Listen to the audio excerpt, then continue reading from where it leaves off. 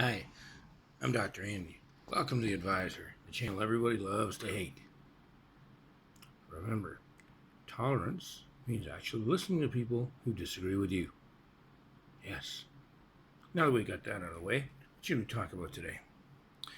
I know, I got a topic I kind of want to get into a little bit. Something that we're going to call political orthodoxy. Political orthodoxy. You know, you normally hear the word orthodox in a connection with religion, for example, in the Catholic Orthodox Church in Russia, where you talk about an orthodoxy where basically what happens with a religion is that, in a lot of cases, is that Islam also is kind of an orthodox religion, which is that it has a set of beliefs. And as long as you ascribe to that set of beliefs and pretty much exactly follow that set of beliefs, you're okay and you can work within the religion. But if you don't, you may face something like, for example, with the Catholic Church, they would excommunicate you in the old days, for example, for not following the teachings of the church. Or religions may shun you, or in some cases, in extreme cases, you may even be killed if you're not following the orthodox teachings. Now, this is actually, in my estimation, I don't really see it as a good thing, even in a religion, because I think in a religion, although it certainly have certain beliefs that they want people to be consistent with, because that's kind of how you further religion, but still, even then, I think debate is healthy. But while it may or may not be a problem in religion, it is a huge problem in politics. Because politics, by definition, I mean, if you go back to some of the classical texts, one of the definitions of politics is the art of the possible, meaning that you look at the different ideas that are out there, you look at the different ways of looking at things, and you say, okay, which one of these might be the most optimal for this particular situation? And it's going to change. It'll flux back and forth depending on the social situation and so forth. So orthodoxy is extremely unhealthy in politics. We kind of have to establish that right off the bat. Now, orthodoxy, we've had orthodoxy on the left and the right. Even though in some of my videos and some of the things that people have been saying that we have this left wing, almost a conspiracy that's going on today with so many beliefs that you really can't step outside of. That's a type of orthodoxy. But in the past, we've done the same thing, only the other way around. Go back to the concept of something that John Kenneth Galbraith, the Canadian economist who worked for Kennedy and Johnson, and was considered one of the top economists and advisors of his time. John Kenneth Galbraith once called it, in his book, The Affluent Society, he talked about the conventional wisdom. And he spends quite a number of pages in that book explaining, how the conventional wisdom gets to be disseminated amongst business leaders and so on. And it becomes that you have to believe that if you want to advance, you get to advance by your adherence to conventional wisdom and so on and so forth. So, and Galbraith was talking about this in the context of, 50s and 60s political orthodoxy with conservatism, what we would today refer to as right-wing politics. And that was an issue. I mean, McCarthy, for example, with the hearings about the famous question, are you now or have you ever been a member of the Communist Party? And actually kicking people out of the country or putting people in jail and so on, if they even had an adherence to this type of belief system. The problem with this is that it absolutely kills any kind of opposition. If you look at some of the social programs, that have come out of America, Social Security and other programs that are out there, they came as a result of people that were statist-oriented, socialists, communists, and so on, challenging the existing, open, free enterprise system that didn't have any kind of safety net. And a lot of those things are good. So, this is, again, it doesn't really matter whether the orthodoxy is on the left and the right. It's not healthy. Now, what happened is America, if you look at America, it kind of evolved. If you go into the 70s, the 60s to the 80s, there was a period of real liberalism in thinking. Now, when I say liberalism, I'm not talking about liberalism like it's referred to today, as in the SJW crowd or, people, the feminists and so on. I'm talking about liberalism as in freedom of thought. And this freedom of thought kind of blossomed in America as a result of the campus protests in the 60s and into the 70s with early, what is often referred to today as second wave feminism, working to get rights for women who didn't have rights, employment rights and so on. So these types of movements, and then even into the 80s with Ronald Reagan and fiscal conservatism, which was another kind of freedom. It was the freedom to have, as Ronald Reagan put it, take government off the backs of the people.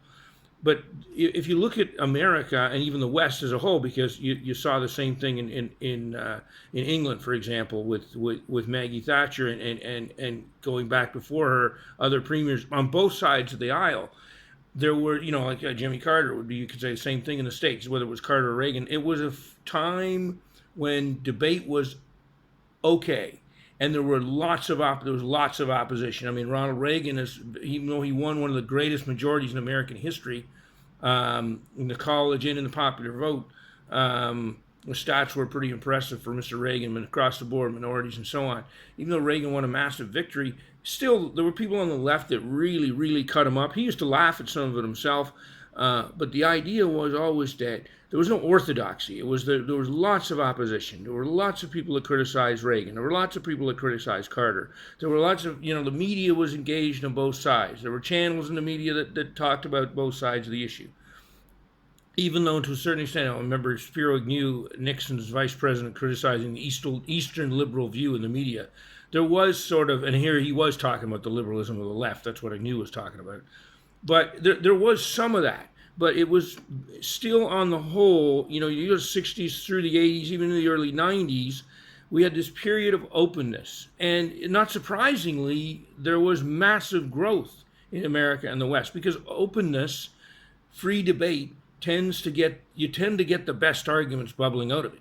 You tend to get the best systems bubbling out of it. You tend to get the best businesses bubbling out of it, the most creativity. That's what freedom does. Now, it's kind of ironic because we flipped back now. We've now gone to another type of conventional wisdom, to another type of political orthodoxy, and that is the orthodoxy of the left. And this really kind of started late. I remember it was already starting late when I was in university, because which is back in the 80s. And I remember I graduated in 1986. I'm kind of dating myself there, but anyway. Yeah, I'm an old man. Well, I feel young. But anyway, the political orthodoxy, that started to evolve then. I remember when they had, things like, this belief of talking about rape on campuses, even though I went to University of Western Ontario, one of the safest campuses, probably definitely in the history of Canada. And I'm thinking it might go further than that. It was a very, very safe place for women and men. I think there was one rape in the 4 years I was there, but they talked it up as though every other man was raping women, and you couldn't argue against it. So it was kind of the beginning of that type of thinking, that there's only one way to look at things. But if you look at the orthodoxy of the left, it includes several planks. Feminism, which is that you cannot challenge a pay gap, even though it's been proven wrong. You cannot challenge the narrative that men oppress women, even though actually it's pretty much proven wrong. Pretty much we know the custody battles in court go a very high percentage. It's something like 83%, I think, is the number. I know it's in the States. I'm not sure the equivalent number in Canada. I'm sorry. But anyway, I might be wrong, but I know it's very, very high percentage. It's well over 50% to custody. Always tends to go to women, even if they're an unfit mother, they tend to get custody. Women can, sleep around. There's no fault divorces in most places in the U.S. and Canada, so a woman can sleep around with as many men as she wants, divorce her husband, take all of his assets. These kinds of things are very, very common, but we still have to believe, because feminism says women are suppressed. We must believe that. There's no, the only arguments against it are on stations like YouTube and, people on YouTube privately speaking, or my station, even though I don't have a lot of followers, but, maybe that'll change. I don't know. But the point is, the opposition to this feminist orthodoxy is outside the mainstream media. Even stations like Fox, who challenge it a little bit, are very careful. They don't go too far with it because they know it is, and you can go to jail for challenging it. Now we have hate speech laws, for example, in Canada, some of in the States. If you say something that someone else is uncomfortable with, they can go to their local police. You can be charged. You can be put in jail. Many, many countries in the West. So what this does is it squelches any kind of free speech. It stomps it down, clomps down on it. So you have the political orthodoxy of the left, which includes feminism, includes statism. Statism as in, you have to believe in government programs. You have to believe in welfare. You can't challenge any of those things. Those things are sacrosanct. There's no challenging them. Even Donald Trump has been careful what he said in the election about some of these things because of how much he gets trashed if he comes out against it. So statism, feminism, let's see what other planks are in there. Racism is another plank. It's absolutely always true. I have to be racist because I'm white. All whites are racist, and this is pretty much an established plank. that's talked about. For example, if you're against Obama, you must be racist. You can't be against Obama because of his policies or beliefs. You're against Obama, you're racist. If you're against Hillary, you're sexist.